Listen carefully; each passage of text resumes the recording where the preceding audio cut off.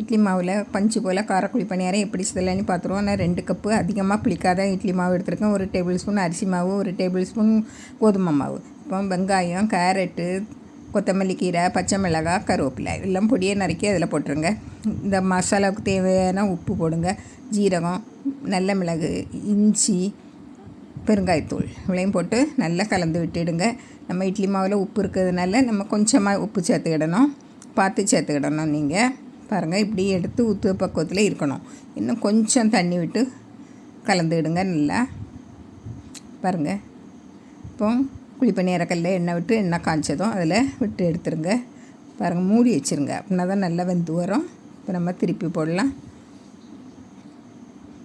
நல்லா வெந்ததும் நல்ல கிறிஸ்பியாக இருக்கும், மேலே உள்ள நல்லா சாஃப்டாக இருக்கும்.